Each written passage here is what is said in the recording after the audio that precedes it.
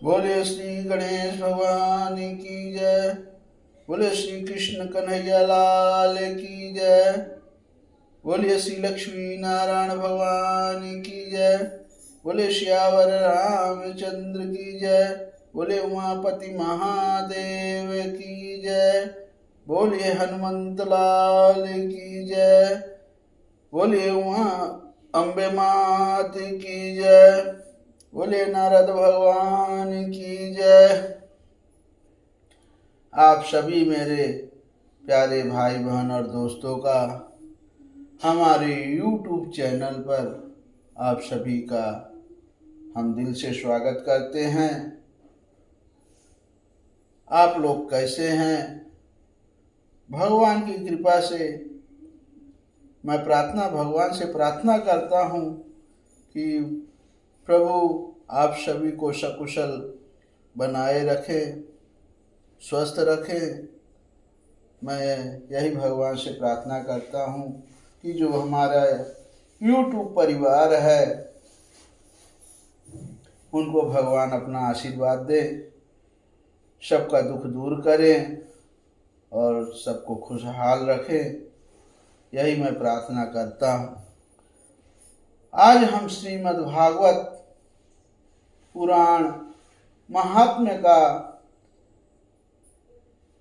तृतीय अध्याय का पाठ आप लोग को सुनाएंगे। तृतीय अध्याय में है कि भक्ति के कष्ट की निवृत्ति। आपने पहले अध्याय, दूसरे अध्याय, तीसरे सुना होगा कि जो भक्ति देवी हैं उनका कष्ट नारद भगवान ने कैसे दूर किया। उनके साथ जो ज्ञान और वैराग्य थे स्थापित करने के लिए प्रयत्न पूर्वक श्री सुखदेव जी के कहे हुए भागवत शास्त्र की कथा द्वारा उज्जवल ज्ञान यज्ञ करूंगा। यह यज्ञ मुझे कहाँ करना चाहिए, उसके लिए आगे का आपको श्रीमद् भागवत पुराण मेरा तृतीय अध्याय सुनना पड़ेगा। श्रीमद् भागवत चर्चा सबको नहीं मिलती है, बहुत दुर्लभ है। बहुत से आदमी लोग चाह कर भी अगर सोचते हैं अगर कि हम भागवत कथा सुने, लेकिन नहीं सुन पाते हैं, क्योंकि भगवान जिन्हें चाहते हैं वही भगवत चर्चा, भगवत पुराण सुन सकते हैं। और हम तो आप लोग को डायरेक्ट YouTube के माध्यम से श्रीमद् भागवत महापुराण सुना रहे हैं। तो जो हमारे प्यारे भाई बहन और दोस्त हैं, वीडियो देख रहे हैं, हमारे चैनल में पहली बार आए हो तो कृपा करके आप अपने भाई का चैनल सब्सक्राइब करें और साथ में आई बेल का बटन जरूर दबाएं, जिससे हम कोई भी वीडियो नया डालें तो सबसे पहले आपके पास पहुंचे और आपको मालूम पड़े। तो अब आगे की बहुत अच्छी कथा है। देवी भक्ति के कष्ट की निवृत्ति, अथ तृतीय अध्याय में चैप्टर है भक्ति के कष्ट की निवृत्ति। अब वो नारद भगवान कैसे दूर करेंगे, आप लोग बने रहें और वीडियो को लाइक करें, कमेंट करें और श्रवण करें, साथ में हमारे पढ़े भी। बोले श्री कृष्ण कन्हैया लाल की जय। अथ तृतीय अध्याय भक्ति के कष्ट की निवृत्ति। नारद जी कहते हैं, अब मैं भक्ति, ज्ञान और वैराग्य को स्थापित करने के लिए प्रयत्न पूर्वक श्री सुखदेव जी के कहे हुए भागवत शास्त्र की कथा द्वारा उज्जवल ज्ञान यज्ञ करूंगा। यह यज्ञ मुझे कहाँ करना चाहिए, आप इसके लिए कोई स्थान बता दीजिए। आप लोग वेद के पारगामी हैं, इसीलिए मुझे इस सुख शास्त्र की महिमा सुनाइए। यह भी बताइए कि श्रीमद् भागवत की कथा कितने दिनों में सुनानी चाहिए और उसके सुनने की विधि क्या है। अब शनकादि बोले, नारद जी आप बड़े विनीत और विवेकी हैं, सुनिए हम आपको ये सब बातें बताते हैं। हरिद्वार के पास आनंद नाम का एक घाट है, वहाँ अनेकों ऋषि रहते हैं तथा देवता और सिद्ध लोग भी उसका सेवन करते रहते हैं। भांति भांति के वृक्ष और लताओं के कारण वह बड़ा सघन है और वहाँ बड़ी कोमल नवीन वालू बिछी हुई है। वह घाट बड़ा ही सुरम्य और एकांत प्रदेश में है। वहाँ हर समय सुनहले कमलों की सुगंध आया करती है।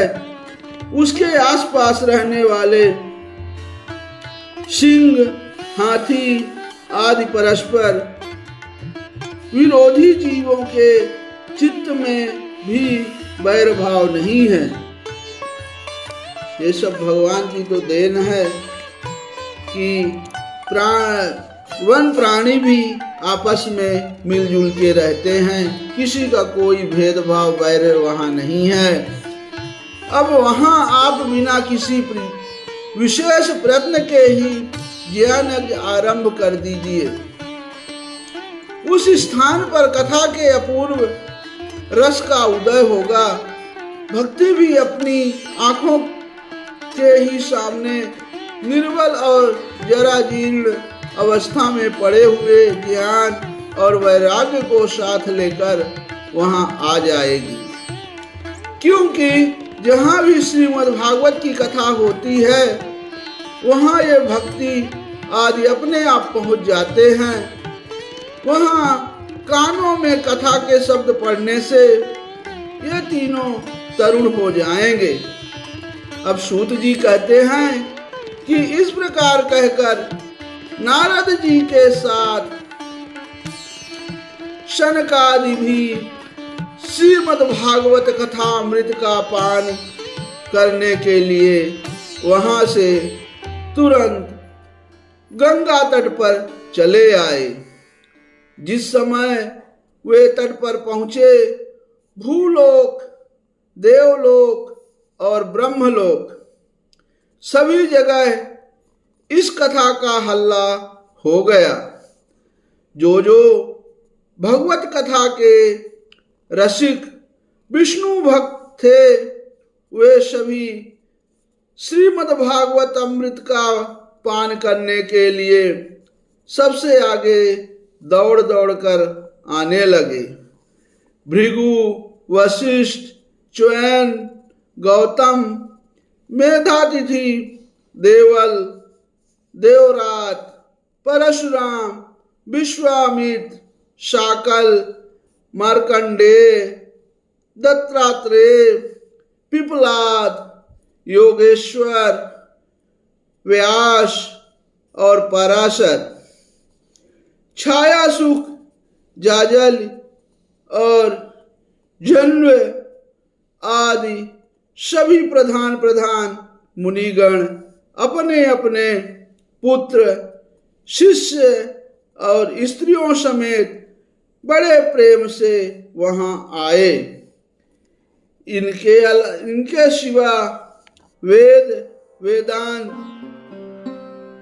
मंत्र तंत्र, 17 पुराण और 6 शास्त्र भी मूर्तिमान होकर वहां उपस्थित हुए।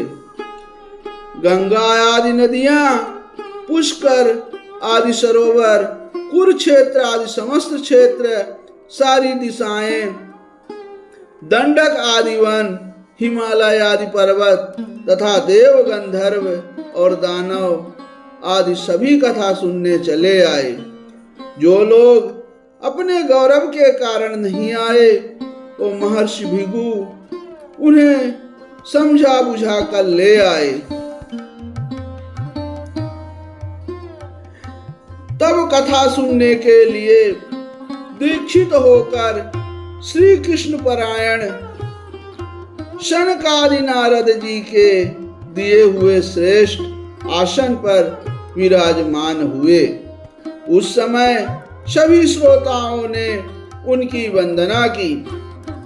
श्रोताओं में वैष्णव, विरक्त, सन्यासी और ब्रह्मचारी लोग आगे बैठे और उन सब के आगे नारद जी विराजमान हुए।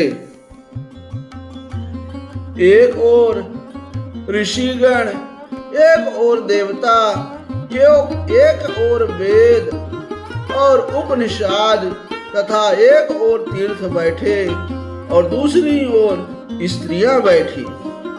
उस समय सब ओर जय जयकार, नमस्कार और शंखों का शब्द होने लगा और अबीर, गुलाल, खील एवं फूलों की खूब वर्षा होने लगी। कोई कोई देवश्रेष्ठ तो विमानों पर चढ़कर वहां बैठे हुए सब लोगों पर कल्प वृक्ष के पुष्पों की वर्षा करने लगे। सूत जी कहते हैं, इस प्रकार पूजा समाप्त होने पर जब सब लोग एकाग्रचित्त हो गए, तब सनकादि ऋषि महात्मा नारद को श्रीमद् भागवत का महात्म्य स्पष्ट करके सुनाने लगे। अब सनकादि ने कहा, अब हम आपको इस भागवत शास्त्र की महिमा सुनाते हैं। इसके श्रवण मात्र से मुक्ति हाथ लग जाती है। श्रीमद् भागवत की कथा का सदा सर्वदा सेवन, आस्वादन करना चाहिए। इसके श्रवण मात्र से श्री हरि हृदय में आ विराजते हैं। अब इस ग्रंथ के 18,000 श्लोक और 12 स्कंध हैं तथा श्री सुखदेव जी और राजा परीक्षित का संवाद है। आप यह भगवत शास्त्र ध्यान देकर सुनिए। यह जीव तभी तक अज्ञानवश इस संसार चक्र में भटकता है जब तक क्षण भर के लिए भी कानों में इस सुख शास्त्र की कथा नहीं पड़ती।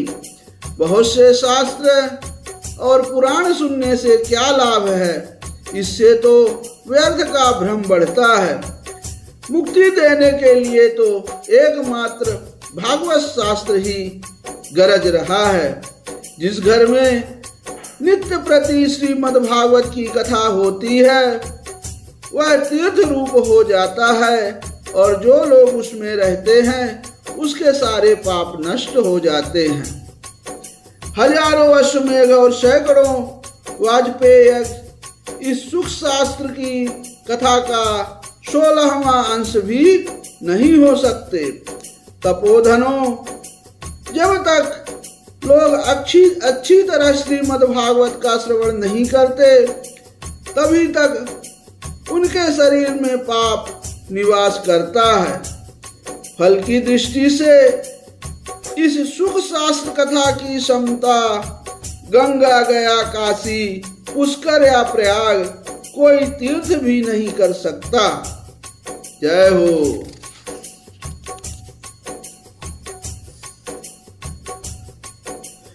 यदि आपको परम गति की इच्छा है तो अपने मुख से ही श्रीमद् भागवत के आधे अथवा चौथाई श्लोक का भी नित्य नियम पूर्वक पाठ कीजिए। ओमकार, गायत्री, पुरुष सूक्त, तीनों वेद, श्रीमद् भागवत, ओम नमो भगवते वासुदेवाय, यह द्वादशाक्षर मंत्र 12 मूर्तियों वाले सूर्य भगवान प्रयाग, स्वंत स्वरूप, काल, ब्राह्मण, अग्निहोत्र, गौ, द्वादशी तिथि, तुलसी, वसंत ऋतु और भगवान पुरुषोत्तम, इन सब में बुद्धिमान लोग वस्तुतः कोई अंतर नहीं मानते। जो पुरुष अहनिश अर्थ सहित श्रीमद् भागवत शास्त्र का पाठ करता है, उसके करोड़ों जन्मों का पाप नष्ट हो जाता है, इसमें तनिक भी संदेह नहीं है। जो पुरुष नित्य प्रति भागवत का आधा या चौथाई श्लोक भी पढ़ता है, उसे राजसूय और अश्वमेध यज्ञों का फल मिलता है। नित्य भागवत का पाठ करना, भगवान का चिंतन करना, तुलसी को सींचना और गौओं की सेवा करना, ये चारों समान हैं। जो पुरुष अंत समय में श्रीमद् भागवत का वाक्य सुन लेता है, उस पर प्रसन्न होकर भगवान उसे वैकुंठ धाम देते हैं। जो पुरुष इसे सोने के सिंहासन पर रखकर विष्णु भक्त को दान करता है, वह अवश्य ही भगवान का सायुज्य प्राप्त करता है। अब जिस दुष्ट ने अपनी सारी आयु में चित्र को एकाग्र करके श्रीमद् भागवत मित्र का थोड़ा सा भी रसास्वादन नहीं किया, उसने तो अपना सारा जन्म चांडाल और गधे के समान व्यर्थ ही गवा दिया। वह तो अपनी माता को प्रसव पीड़ा पहुंचाने के लिए उत्पन्न हुआ। जिसने इस सुख शास्त्र के थोड़े से भी वचन नहीं सुने, वह परमात्मा तो जीता हुआ ही मुर्दे के समान है। पृथ्वी के भार स्वरूप उसे पशु तुल्य मनुष्य को धिक्कार है। यूं स्वर्गलोक में देवताओं में प्रधान इंद्रादि कहा करते हैं। संसार में श्रीमद् भागवत की कथा का मिलना अवश्य ही कठिन है। जब करोड़ों जन्मों का पुण्य होता है, तभी इसकी प्राप्ति होती है। नारद जी, आप बड़े ही बुद्धिमान और योग निधि हैं। आप प्रयत्न पूर्वक कथा का श्रवण कीजिए। इसे सुनने के लिए दिनों का कोई नियम नहीं है, इसे तो सर्वदा ही सुनना अच्छा है। इसे सत्य भाषण और ब्रह्मचर्य पालन पूर्वक सर्वदा ही सुनना श्रेष्ठ माना गया है, किंतु कलयुग में ऐसा होना कठिन है। इसलिए इसकी सुखदेव जी ने जो विशेष विधि बताई है, वह जान लेनी चाहिए। कलयुग में बहुत दिनों तक चित्त की वृत्तियों को वश में रखना, नियमों में बंधे रहना और किसी पुण्य कार्य के लिए दीक्षित रहना कठिन है। इसलिए सप्ताह श्रवण की विधि है। श्रद्धा पूर्वक कभी भी श्रवण करने से अथवा माघ मास में श्रवण करने से जो फल होता है, वही फल श्री सुखदेव जी ने सप्ताह श्रवण में निर्धारित किया है। मन के असंयम, रोगों की बहुलता और आयु की अल्पता के कारण तथा कलयुग में अनेकों दोषों की संभावना से ही सप्ताह श्रवण का विधान किया गया है।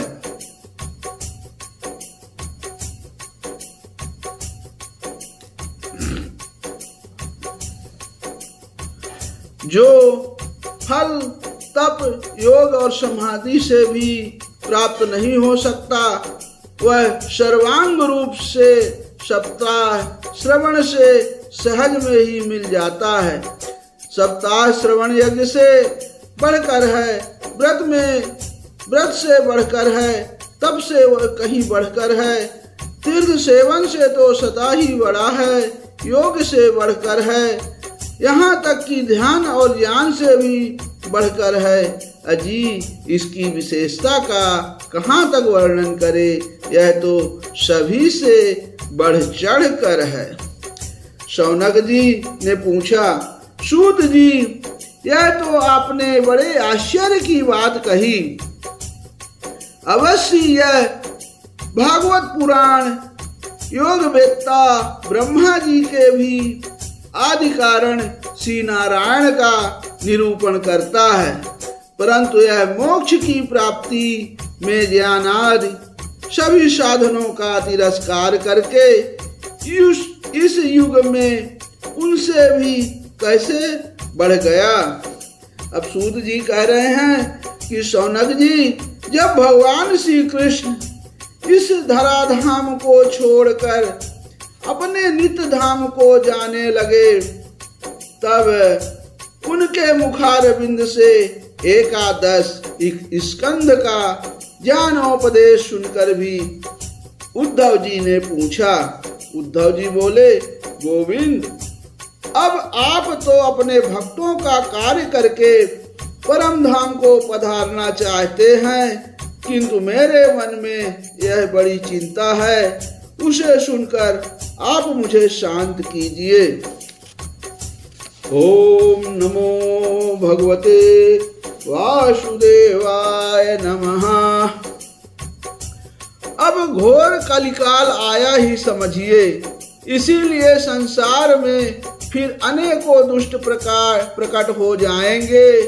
उनके संसर्ग से जब अनेकों सत्पुरुष भी उग्र प्रकृति के हो जाएंगे, तब उनके भार से दबकर यह घोर रूपिणी पृथ्वी किसकी शरण में जाएगी। कमल नयन, मुझे तो आपको छोड़कर इसकी रक्षा करने वाला कोई दूसरा नहीं दिखाई देता, इसलिए भक्त वत्सल आप साधुओं पर कृपा करके यहाँ से मत जाइए।